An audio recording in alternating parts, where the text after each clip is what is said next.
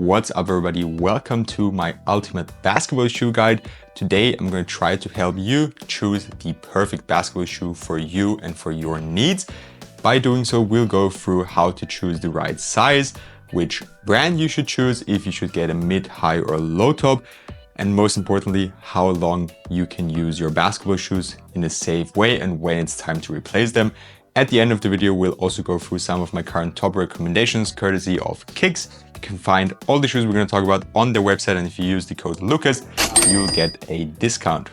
With that being said, let's get straight into it and start with choosing the right size. In my opinion, this is the most important thing to consider when getting a basketball shoe.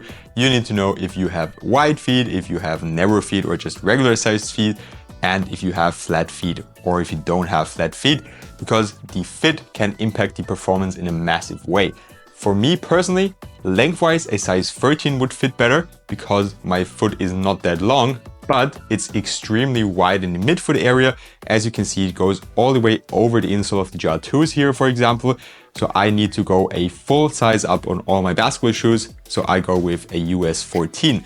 Naturally, that will lead to a lot of wiggle room, especially in the toe area. There's a lot of space. Just compare here, the KD 14 on Pearl is a size 13 because I tried them in a size 13. And you can see that my toe is almost all the way up front, like I would recommend it for anybody, just like maybe a thumbnail of width in the front of the shoe, in front of your big toes. But now if you look at the KD 17, the Halloween colorway, which are a size 14, you can see that I have around this much space in the front, which is way more than just what you can hear regularly like a thumbnail.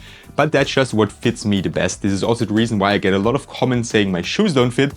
That may look that way, but they actually fit me perfectly just because my feet are so wide. And if I would take a smaller size, I would get pain after like 20 to 30 minutes of playing in them, depending on the model. You also need to be aware that some models are just not for you if you have wide feet. Some shoes, you'll just not be able to wear them. The prime example for me is the Way of Wade, also the 12 Encore. Even though they are an amazing performer and I would love to wear them, they are extremely narrow here in the midfoot because we have this little panel here going in, and that's exactly where my midfoot is wide, so I just can't play with them for longer than like 10 minutes without having big pain. If you have narrow sized feet, sizing up is definitely not an option.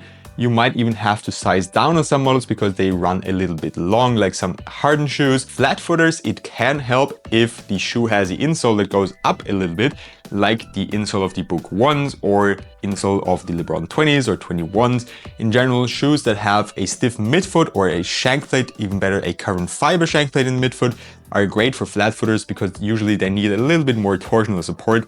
I also have very flat feet, so I need shoes that are very rigid in the midfoot. And I find shoes that either have an insole that's coming up a little bit. You can naturally also use an orthotic insole, but it's more expensive if you have to buy them additionally to your shoes. Or if I use shoes that have carbon fiber, that's why I'm also a big fan of the Kobe 6s and in general of Way of Wade models, because most of them have carbon fiber plates in the midsole. Moving on to a topic that's particularly important to me because I get a lot of questions about it. Should you get a high top, a mid top, or a low top basketball shoe? You can see there are clear differences in the height of the material, of how high it goes up. And the big misconception is that high tops like the Jordan 38 here give better ankle support than a low top like, let's say, the Curry 12, which are extremely low, especially in the ankle area. That's just simply wrong. This material up here will do nothing for ankle support. It just gives you a nice feeling. If you like that, if you like to have that feeling of material around your ankle, then of course go for high tops. But just for ankle support, the high top material up here will do absolutely nothing. You can just fold them out. So let's say you roll your ankle, this right here is not going to hold it back in any way. The only thing that's going to help you with that is either if you tape your ankles or if you use ankle braces. But that's a topic for a different video. The support mainly comes from if the shoe has a wide base, which this shoe definitely does, if it has a good lockdown and if it fits you well. It's very important that you don't slip out of the heel if you size up. So the only way sizing up can be a problem is if you size up so much that you don't have a good lockdown anymore. If you size up and you have a lot of wiggle room here in the forefoot, but your heel is still secure, it doesn't matter at all how much space you got in here. The most important thing is that you're still secure in the heel area and locked in on the footbed. With that out of the way, it's now time to look at the different brands. And nowadays there's just such a big amount of brands already. It can be kind of difficult to choose one that you like or one that you think will have good performance. Some brands are better known for some aspects, so that's what we're going to go through. We're going to start off with Way of Wade's shoes. They are usually extremely durable, so they're good for outdoors. If you play outdoors a lot or mainly on outdoor courts, I would definitely get a pair from Way of Wade. And if you're looking for drop-in shoes, they probably also have the best drop-in midsole shoes on the market next to Nike, which originally had drop-ins. Then if you go over to Adidas shoes, they have really bold design, a mix of futuristic and retro design features, which I personally like a lot. Really love what they did, especially with the Harden 7, one of my all-time favorite shoes. You can see them back here in the Hall of Fame of sneakers, so to say. And they also always have very good performance nowadays. Every pair I've tried was a good performer. The only one I haven't tried so far is the Dame 9, but I'm really looking forward to do that. Going on to Nike, probably still the biggest basketball shoe brand. If you do want to get a Nike pair, you'll get classic silhouettes, so newer shoes with retro designs or with older designs, like the Sabrina 2, which look a lot like Kobe's, the Ja 2, which also looks a lot like Kobe's. You can see, I said lack of innovation. They're kind of using all the designs, which did look really good, still look really good. And of course, if you want to get Kobe's, Nike is the brand to go for, but they're also a little bit expensive. And one last brand I definitely wanted to mention is Under Armour, or essentially Curry brand. If you need a shoe that has great traction, just go for Curry brand shoes. If you play indoors, they have the most insane grip I've ever felt. It kind of feels like you're stopping too hard and just sliding out of the shoe or ripping through the upper because you stop so damn hard on the court. Before we get to my shoe recommendations, we're going to talk about how long you can safely use a pair of basketball shoes. I brought some examples along. If your shoe is just dirty, has some stains or color stains or whatever, of course, they're still good to go. They just don't look as nice anymore, but they're perfectly fine to play. If they are dirty and in addition, some parts of the outsole are wearing off or there's minor rips in the upper, it's not as bad. You can still play with them, but they just won't last you as long anymore.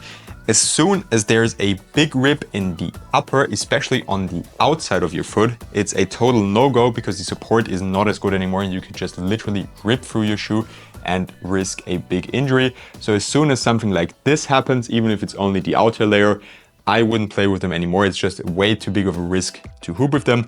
I know a lot of people can't afford to buy new shoes as frequently. That's why I'm also going to include some very durable shoes that should last you long, even when you're outdoors, in my recommendations list after that. And one very important fact to keep in mind when determining if you should keep playing in shoes, all of the things I showed you right now are, let's say, outer damages, but there's also inner damages. For example, a zoom unit can pop, which also makes it very unstable to play with a shoe. And something I noticed a lot with my shoes is that the heel counter breaks sometimes. And a very simple way how to determine if it's broken is to just listen if you try to move it around. So you grab it with 2 fingers and try to move it around. And as soon as you hear a sound like this, you'll know that the heel counter is partially broken, has a minor rip in there, and it's just not as supportive anymore. It should be way more stiff. If you compare it with a new pair of Currys, they use the same heel counter still, it's way more stiff. You can see I'm using the same force and they're not moving at all. And now last but definitely not least, we're gonna go through some shoe recommendations for different categories. In general, some of the shoes I think are the best on the market right now. We're also gonna look at the shoes on the Kicks website so you'll know where to cop them. And we're gonna start with my favorite category because I suffer a lot with pain with shoes being too narrow. So we're gonna talk about the best shoes for wide feet. Believe it or not, even Nike sometimes makes wide foot friendly shoes. I can recommend the KD 17 and the Nike Book 1, as well as the Nike Sabrina 2. If we're going to other brands, Adidas also has amazing options for wide feet. The AE1 is very wide foot friendly. The Harden 7 is one of the all-time best shoes for wide feet. The Harden 8 is a little bit more narrow, but they also work. Another brand I would like to mention for wide footers is New Balance. They have very wide insoles and in general soft materials, which are great for wide feet. Plus, in the US, you can even get extra wide shoes from them. They have width sizes available to choose from on their website as well. They sadly don't have that in Europe, but most of their shoes are still wide foot friendly. For narrow footers, it's actually way more easy because most Nike shoes are very narrow. A prime option would be any Kobe shoe, the Sabrina 1, And another brand that does very, very well for narrow footers is Way.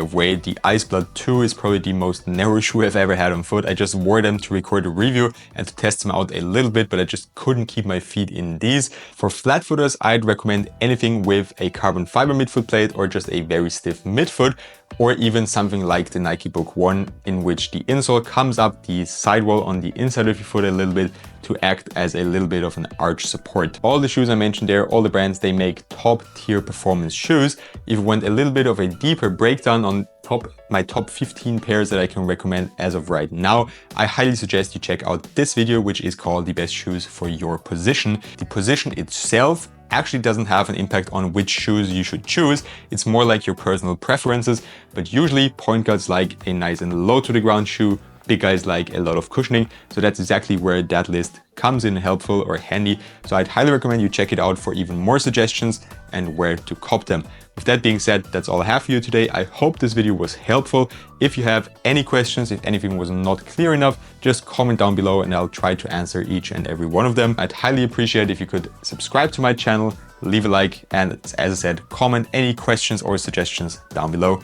Have a good one and see you next time.